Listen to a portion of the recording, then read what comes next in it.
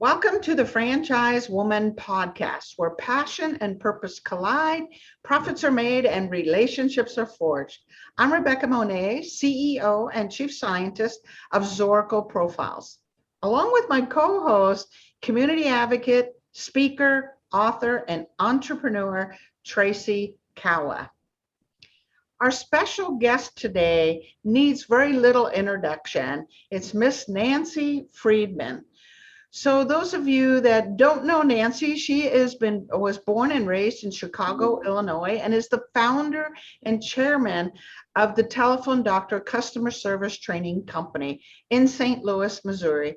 And she's also a former franchisor, an emerging one at that, who had 5 franchisees, 4 they let go quickly, and that they kept too long. Now, hopefully we'll get into that conversation also. But Nancy, I am so glad you could make some time for us. So welcome to the Franchise Woman podcast. Well, you know, it's so fun to be here. I watch it on Fox News and all the show. Nancy, we're so glad to have you on. Glad to be here. And I always tell people who ask me, what about speaking? I just don't agree with the host 100% of the time. You don't have to repeat everything they say, but I am happy to be here, and especially happy to meet Tracy and learn more about her. So we're going to take this, I guess, to tell our audience, you're going to take this wherever it goes, right? Absolutely. Okay, you go, girl. Put it on your headset. So, we were chatting a little bit earlier about how oftentimes we look back at our lives, right? And in hindsight, and we reflect about lessons learned, things that happened, mistakes we made, blah, blah, blah, right? When you look back, is there anything that you say, I'm so glad I learned that, or shoot, I wished I would have learned that earlier?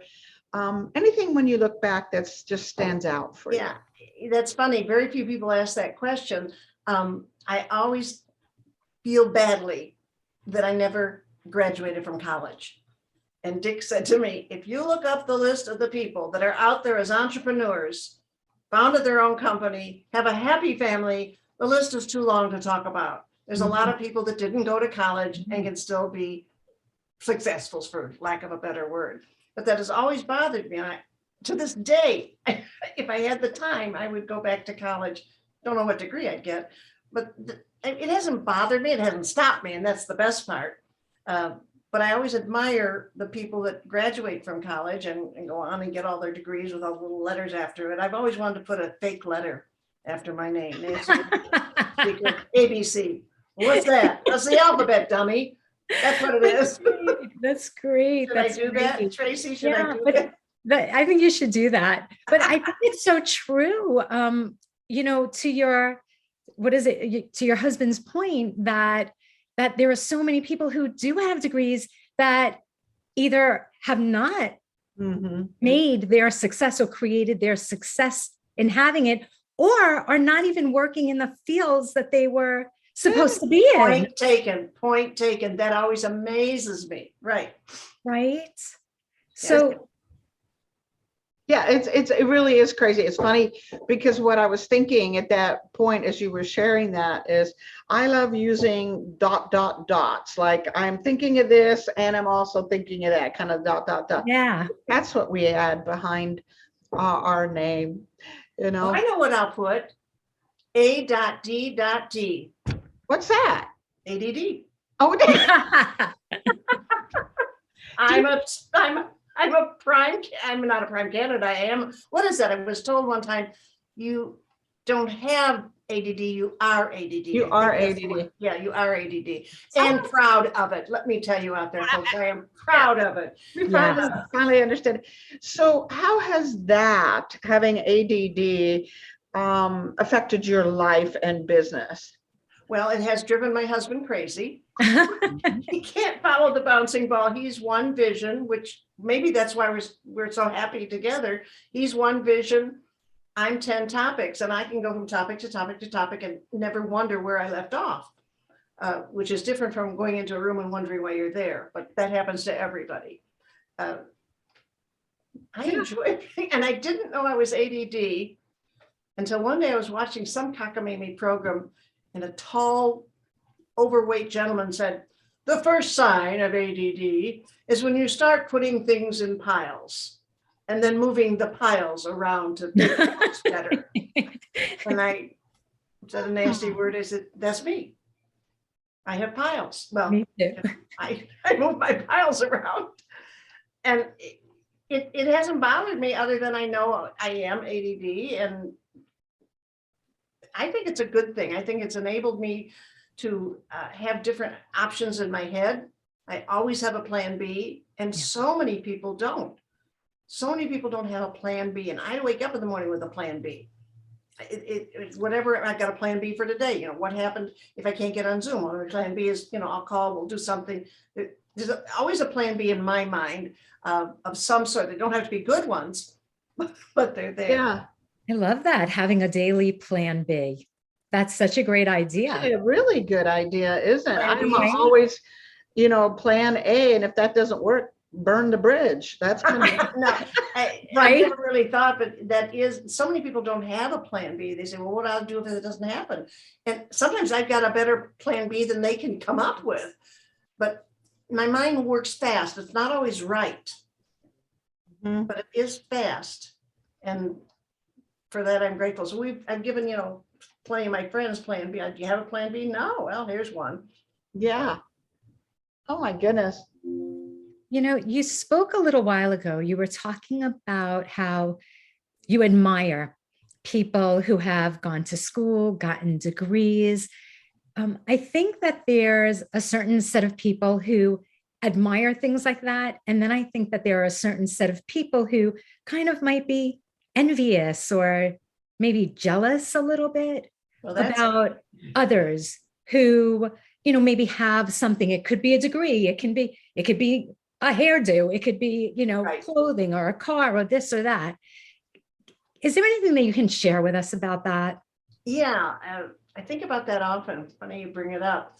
I am not a jealous person. That's not in my DA. I have plenty of things wrong with me, but jealousy is not. And a friend of mine looked up the word. My mother used to say, you can be envious, but don't be jealous. Jealous is a mean streak. So a friend of mine, and you know her, Tracy, looked up the dictionary to see what does envious mean. And I believe, and you correct me if I'm wrong, it's the desire to want that, but not be agitated that you don't have it. And I'm talking in layman's language. This is not what Webster said, I'm sure. Let me see. I'm going to look it up. Okay, look it You're up. right. You're right. A feeling of discontented or resentful longing aroused by someone else's possessions, qualities, or luck. Or luck. Or luck, yeah. Right. I've never felt unlucky. I'm not a negative person. It just was, I was blessed with the family I have and my mother and father and a brother that I no longer have, but it just, negativity just did not exist in our house. And we were relatively poor. I mean, 5 people in a 1-bedroom apartment in Chicago, Illinois. Hello? I didn't want to go there, but it was fun. They always made it fun. Wow. Humor, energy, and enthusiasm has been my culture. I was on a panel a while back, and you know all the people, so I'm not going to say any names, but they started to talk about culture. And it was about a half hour. And finally somebody said, Nancy, what's the telephone doctor's culture? I said, well, nobody's mentioned. I mean, they talk about honesty and credibility and all the things that a culture should have. I said, nobody mentioned humor. And Yeah. that's the culture of telephone doctor, is energy, humor, and enthusiasm. And all our employees have that because that's what we want to hire. It's not tell me a joke when you hire, but you can tell when somebody, you can tell in 10 seconds. Mhm. If somebody's got a good, now nobody thinks they have a bad sense of humor. Nobody. Right. Nobody thinks that. Nobody thinks it, right. Well, and it's We think interesting. sometimes we're ugly. We think sometimes we're this, but nobody's ever said, I have no sense of humor. I They know. don't know they have no sense of humor. No one said that ever. Right. Yeah, to me, I think especially in today's world, you have to have a sense of humor just to survive. Or, when you make a mistake, to be able to laugh about it or see the silliness in it. Or, looking at life through a filter of humor not only is more fun, it's more healthy, It right? is more healthy. And there's just too many people, in my opinion, in business who think, I have to be serious here at the office, but And I go on a cruise, man, am I good. And it does happen that way. I mean, we've all met people on outside that are fun and they go back in the office and no, there's no fun here. Well, there's fun at telephone doctor or service skills. We Yeah. A little fun never hurt anyone, right? Right. A So lot of fun helps everybody. yeah, I would love someday, maybe we'll have you and Daniel Durney on. Oh my God, I would love that. Wouldn't that be hilarious? Every time, not every time, when he goes Daniel, through, by the way, Tracy, Daniel Durney is a stand-up comic. Oh, no, I know. I've been to his show with you. Oh, that's right. I forgot. Yeah, I love Dan. He's awesome. Yeah. we would love, and we just want to wing it. We just want to improv because we both do and love improv. Oh, that's great. I would kill for that. I wouldn't kill, but We need to set that he's up. just brilliant. Every time he flies from San Diego to Florida, he has a layover in St. Louis and I got to meet him. I don't have to meet him, but I do meet him at the airport.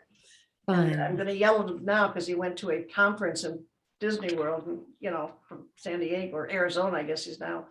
And maybe that's a direct flight. He may get a pass on that. Okay.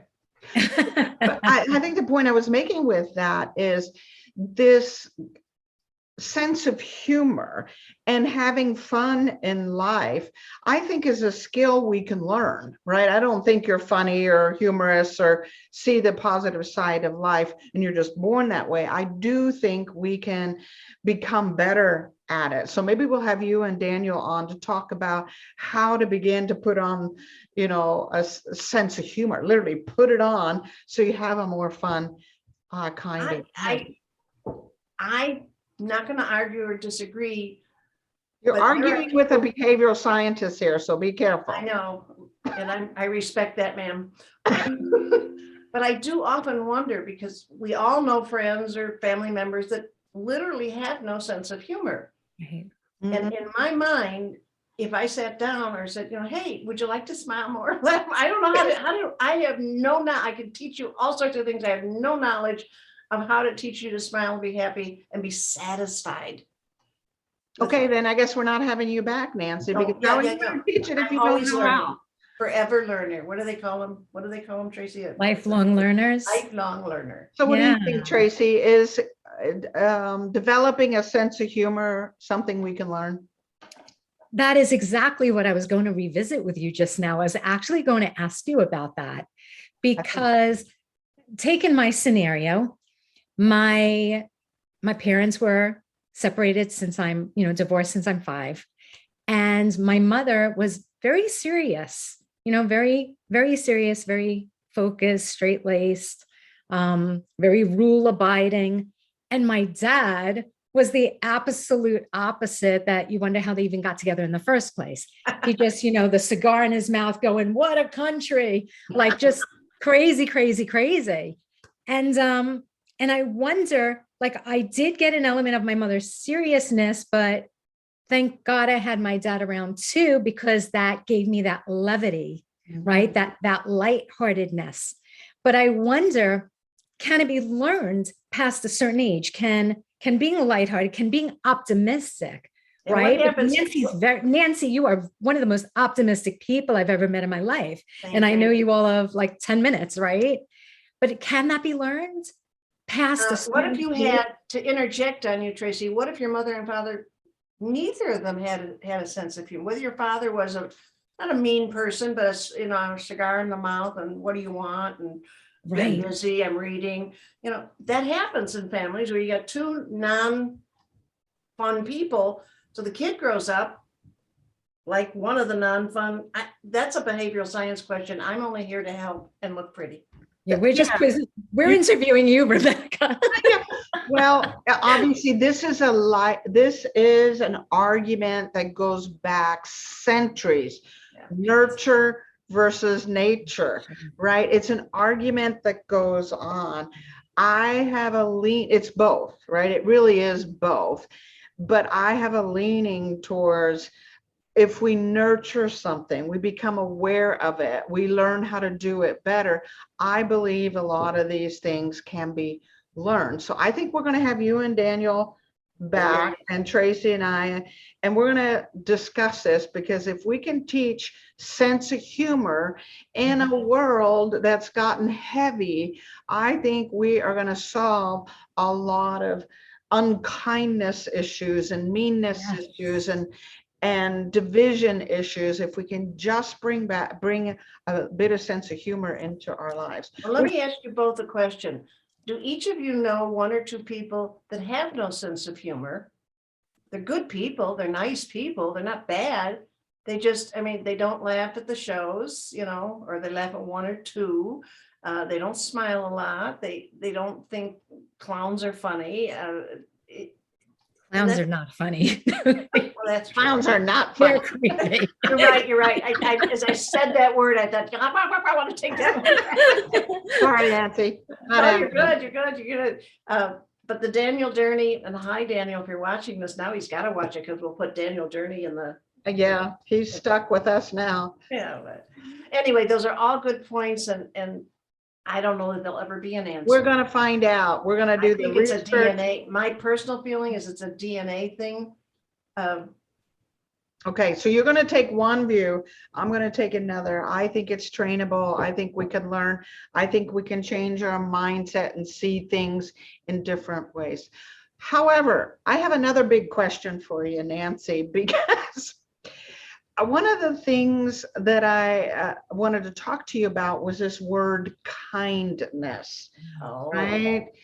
And I'm wondering if you could address that, because I think that's also something in our society that we lack, right? So is that innate? Can it be learned? What are your thoughts and feelings about the importance of kindness, both at a customer service level, but just at a human level? What are your thoughts? Well, my first thought is you have to have the T-shirt that says this. I love it. Look at you. That is awesome. Yeah, so once you And I love it with the pearls. I love it with the pearls and the perky. She's got some perky little girls too Yeah. there. So The bottom line is what this says, kindness is free.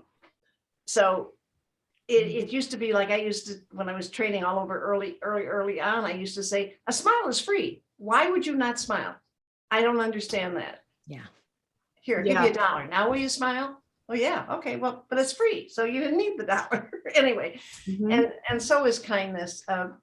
Again, I believe that's in our DNA. And there are some people, can you be too kind? That's been often asked of me. You know, yeah, you can spoil somebody.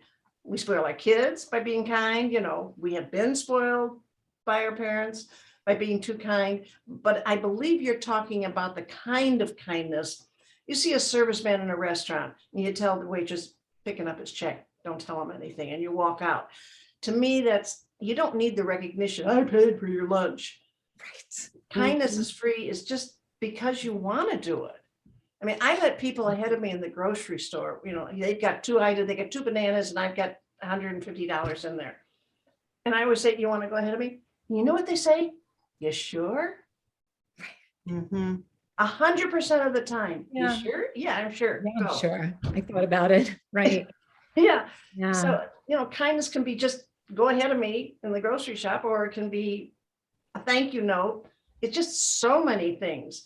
And you're right for bringing this up, because everybody wants to be kind and everybody says, oh, I'm a kind person. Yeah. Like, I'm fascinated with this, Nancy, especially with you being in the field of customer service. So how important are kindness and humor in the workplace, right? We have such a crazy world. We have things going on that are just unbelievable in this day and age. How important are kindness and humor in the workplace? On the 1 to 10 scale, it's a 10. It's an 11. It's off the chart. Yeah. Because without those two, without the humor and without a little bit of kindness, which makes things go, so, you know, it's the old, you know, I'm sure we could sit here and say, give me all the sayings your mother used to say. And I know your mother taught you this, or if she didn't, she should have. Nancy, you get more with sugar than you do with vinegar. So when I make a phone call to the cable company, yesterday was, it was unbelievable. And each time I got, leveled up to a person, I said, my name is Nancy and I'm very frustrated. I don't sound it, but I'm going to stay happy because you didn't cause the problem. Well, how can I help you? Well, nobody helped me. Well, finally, the last guy did. But the secret to getting good service is to stay calm and a little bit of smile. It's happened at many airports where I would go up and say, I need a seat change. If you could do that, please. My husband and I liked it. Nobody ever asked me nice. They always demand it. So and this speaks to your area, Rebecca. Is that in a personality where there's some people who just want it hell bent, or are there just nice people that say, hey, if I ask nicely, you make it. What do we tell our kids? Ask nicely, and I'll think about it. Yeah, and I think you're right. Some of that is, again, nurture nature conversations that we can. Oh, absolutely. Because there are some of us that are more passive and some of us that are more aggressive, right? And the passive is, oh, you sure you want to do that for me? I don't really deserve it. I'm not worthy, so it's almost undeserving kind of feeling. But the more passive we are, the more we are perceived as thoughtful and kind at the same time. We're always thinking about others' needs. And I think that's where the confusion comes in. And then, like you pointed out, the more aggressive, chop, chop, take care of my needs. I paid money for this. Why aren't you taking care of me? That more aggressive individual is considered aggressive and self-centered and all of that. Somewhere in between is, in my opinion, and you guys tell me your thoughts, is a more healthy place where we're thinking of others' needs, but we're also thinking about what we need and we're willing to ask for it. But we're also concerned about how we might be inconveniencing someone or what they might need or how I could say that in a more gentle way. So I think it's that I was hoping you would get to that, because how can I ask this favor? How can I make this statement? How can I tell my husband he snores at night without hurting his feelings? yes. Yeah. So, and then that is a truism, but I mean, there's so many ways that you can just change with one little word and make it acceptable. Right. And not, I don't know. I mean, think about it. In transformation, it's the difference quite often between saying, I have to do this versus saying, I get to do this. Or I need to do this, either one. Yeah. Right. Like one word. Right, exactly. It makes it go from an obligation. Speak to one of the telephone doctor's most popular videos, Tracy, called the 5 Forbidden Phrases. 5 forbidden phrases that are not allowed at telephone doctor: condition of employment, grounds for termination, and we have exercised our option. New employees get to learn all 5. And one of them is, well, you'll have to sign this and send it back. Well, you'll have to do this. We don't have to do anything but die and pay taxes. That's what we have to do. So you'll need to send it, you'll get to do this or something. It's interesting. I can't wait to learn more from you, Tracy, and you, Rebecca. So it's interesting because this have to, should, must, if it's imposed on us, I think we do have a natural pushback. Oh, absolutely. Yeah. That. Natural. My hair back of the next when somebody tells me, well, you'll have to go to the supermarket, you'll have to do that. And I think, I don't have to do anything. It's like the simple phrase, hang on a second, I'll be right back. That is also one of the 5 forbidden phrases. How many times have you been told, maybe even said, okay, hang on a second, I'll be right back? What is that? It's a big, fat fib. Nothing takes just a second. May I put you on a brief hold? Big, fat fib. So you tell the I'm not going into a training program here, but I guess and that speaks to telephone doctors, a language of positive statements at the top of the conversation. So you would not hear anybody at telephone doctor who's gone through our programs start any sentence with a negative. I mean, that just that's how I was brought up, and that's what I plan for my company, and that's the penalty is, condition of employment, grounds for termination. Don't be negative around us. Right. So how do you de-escalate? We're seeing a lot of things on various social media places, what we call the Karens out there, right? And I'm sure you get this question a lot, Nancy. The Karens that are demanding, irrational, emotional. How do you de-escalate something like that with kindness, with thoughtfulness as a customer service rep, besides poking somebody in the nose, which Right, right. might be unacceptable. Tracy, this might be more up your alley, but the toxic people that we feel are toxic to us, I just remove them from my life slowly but surely. I have no need to have that toxic negativity around me. Now, what happens if you get a customer who's toxic? In the 40 some odd years I've had telephone doctor, I've only had to divorce one customer. I won't say Wow. fire. I won't say Great. nobody's ever fired me, but I did say, sir, I would love to have you on board with us, but we're like, I couldn't think of, hot and cold. It's just, we're not communicating here. I believe you would find a better vendor, somebody who could help you. I'm not able to do the things you need.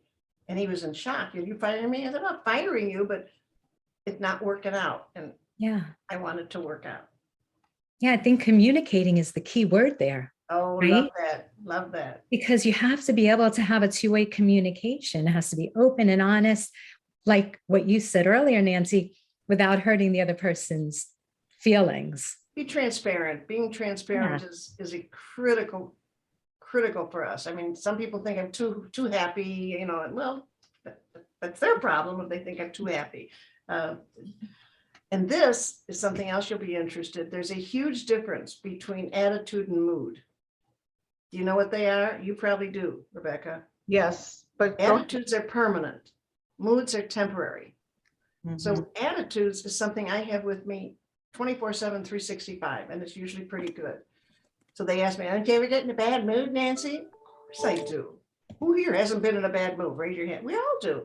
But then the positive thing about good attitudes and not so good moods is somebody with a great attitude doesn't want to stay in a bad mood long.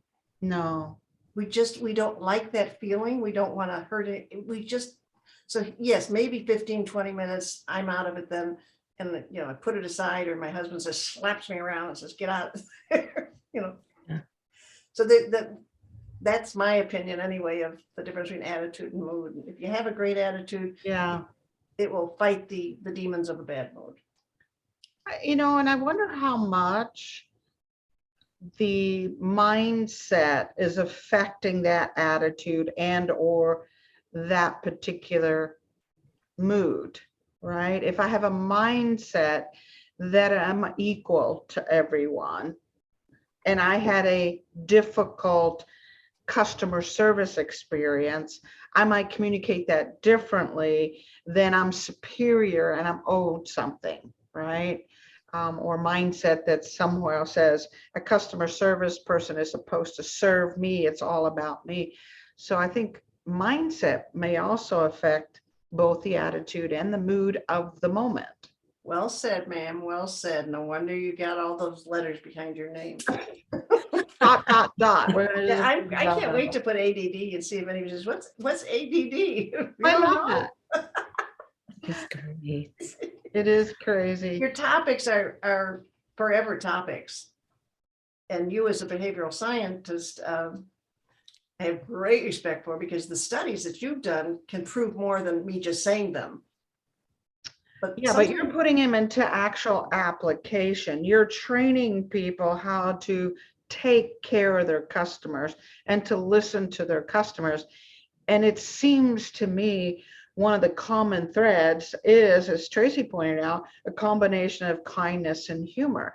If I'm taking care of customers and I have those two things, or minimally at least kindness, I'm probably going to do a better job taking care of my customers. But just little things. Years ago, remember DVDs? We were selling instead of online, there were DVDs.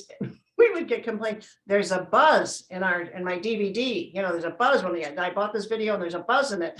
And we were all taught to say, there is no extra charge for the buzz. And it always got a little bit of laugh, and you just feel them going, okay, because they know we're going to fix it, But if you can have that instantaneous moment with a customer and just let it sit for a moment and then tell them, look, I'll fix it for you. We'll get this settled. Yeah. That This But is where this is where the sense of humor really does come in. I would have sent something back where I had a fly swatter and that bug was smashed underneath that fly swatter, and I'll say, I got it. I killed the bug. Yeah, right. It made a You have a mess, sense of humor. You have right? a sense It of made a humor. mess. I'm sending you another DVD, right? Right. You know, if you put a plea out there, I'd like to interview somebody who has no sense of humor, please apply. Who's gonna, you know, oh, pick me, I have no sense of humor. I'd like to see that interview because I want to We know. should post that. Tracy, need that to would be post so much fun. It'd probably be my dad. My dad has no sense of humor. No relatives allowed. Why don't you do a poll? You know, one of those LinkedIn polls Yeah. that says, pick one. I have a fabulous sense of humor. I have a fair, I have no sense of humor. Mhm. And you know, you can And then see. I think we need to see if it correlates to kindness, right? Okay, on a scale of 1 to 10, how do you rate your kindness? On a scale of 1 to 10, how do you rate your sense of humor? And see if there's any kind of correlation. That would be interesting. But you got to be real truthful with yourself. Yeah, You look in the mirror and say, I have no kindness. It's all about me. me, me, me, me, me. Yeah, me. And I don't know how many people can do that. Yeah, that's a good point. We'd have to have someone else score us, right? Yeah, right. I love your questions. Tracy, basically, if you said, Nancy, met me on the elevator, how would you explain what you do? What's your What elevator? I do, I'm, that's funny. I actually assist coaches, I train coaches on the use of the Zoracle profile. I train franchise brokers on the use of the Zoracle profile, and I have my own community of coaches as well. Wonderful. Well, you know, I know it's coming to a close and I don't want to get away from the fact that Telephone Doctor was an emerging franchise. You mentioned it earlier, Rebecca. Yes. But some of the things that Tracy just said sparked my mind to say, I found that the franchisees that we had, the 4 that we had to let go, had no sense of humor. And I didn't realize at that point, that's why, you know, they just weren't following the ground rules. They, you know, they thought it's all about me. They thought they could outdo Telephone Doctor's techniques and personality and all that. And they weren't, I think I told them, you know, if McDonald's changes recipes, it's not a McDonald's anymore. And what you're doing is changing Telephone Doctor, just little words they would change. I'm just not able to deal with that. I'm not able to deal with that. So it worked for us for a while. And then I got into speaking at franchise meetings, which elevated to where I needed to be, I guess. And just, I have, you know, having fun. Is every day fun? Not every day, but we make it fun. I'm blessed to have family that made it fun. My whole family, my little grandma was a hoot. We had a big grandma and a little grandma. And then my husband has been, he's so opposite me, but the laughter is the same. Does that make sense? That's great. It is great. So where did you put the oranges? Well, they're usually in the refrigerator. Well, they're not. Maybe you could look somewhere else. They're supposed to be in this drawer. And he's not mean about it. I'm doing a bad imitation, good at bad imitation of him. Usually when he's dressed, he comes in and says hello, but I don't think you want to see him right now. I didn't realize until just the other day that your introduction into franchising was not just as a franchisor, but that Mark Liston actually said, you need to get more involved in franchising. And of course, he's been an inspiration to many other franchisors. So you had a powerhouse when you were talking to Mark. Dear friend, and lucky to have him as one, and his wife, Mary Kay. When they stop in St. Louis, we have dinner. And it's, I always learn something. What I learned about them, and I don't think this is a secret, we sat down to dinner and Mary Kay picks what they want to eat and they split it. They never order separately. They always split it. I said, no wonder you're so thin, you keep in shape, because the portions that come out of the restaurant, they're huge. She says, oh, nowadays, we've been splitting orders for a long time. My husband wouldn't give me a forkful, let alone split an order. Yeah, you would. Yeah, you would. He doesn't have the sharing gene. Is that what you're saying? He does. He does. It's just always fun to make fun of people you know you can make fun of and that aren't going to get mad at you. It's because they love you. Because All right. I hate to do this, ladies, but we're coming up on the top of the hour. Tracy, I want you to do a wrap up. But in the meantime, Nancy, how do people learn more about Nancy Friedman and the telephone doctor? How do they reach you? Thank you. Well, they can go to serviceskills.com, all one word, serviceskills.com. They can go to Nancy Friedman, FRIEDMAN.com. They can email me, nancy@telephonedoctor.com. I think I'm pretty well all over You everywhere. should do it, right? Okay. Even just to say hello. That's how I meet people. And then I say, hey, let's do a Zoom. And then I got a new friend like Tracy. Exactly. And trust me, you want I'm going to link in with you, friend. Tracy. I'm going to link in with you. Awesome. I love LinkedIn. This So has been, you have entered into areas that no one dared to enter in with, Rebecca, with me. And so this is not a same old interview. Well, You we're guys- glad you were flexible. I wanted to show various facets of Nancy. And I yeah. think we saw some, and I think we created some contention there that says, oh, we got to find the answer to this because none of us knew. So we're going to find out.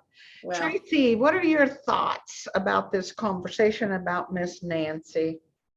Ladies, do you know how sometimes you see a dog and then you look at the owner and you notice that they kind of look alike, right? And then you say, oh, they're a perfect fit, Mhm. right? So I feel like, Nancy, your energy and your personality make you such a fit for the work that you do in customer service. Like, this is one of the best matches I have ever seen. And it's so cool. I love it. I haven't stopped smiling since we got on the pre-conversation until now. So I want to acknowledge you for that. I really appreciate you for that. And for just helping us to understand that this is a life, right? And we have to live it. And it doesn't make any sense to go through it unhappy when you can go through it smiling with a full heart and full of kindness. So again, I want to acknowledge you for that. And I hope that as many people listen to this interview as possible, just so that they can smile, just so that something can resonate with them and they can feel a lighter spirit and just very bright in their day. you Right? are very, very kind. Kindness is free. free. And I am grateful and appreciative of your words. And Rebecca, without saying it too much, your kindness has always been there. And I'm very grateful that this was, I do hope that between the three of us, people pick out one or two things that, I don't have to be such a downer. I don't need to be such a piece of, I want to try it for a day. That's all I ask.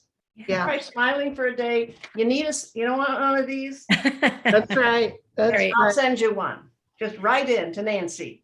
Awesome. love it. Rebecca. You I know love me. it. Thanks Well, again, Nancy. We appreciate you. Thank you. And thank you Kate. to those of you listening in today to the Franchise Woman podcast, where passion and purpose collide, profits are made, and relationships are forged. We'll see you next week for another edition. Thank you.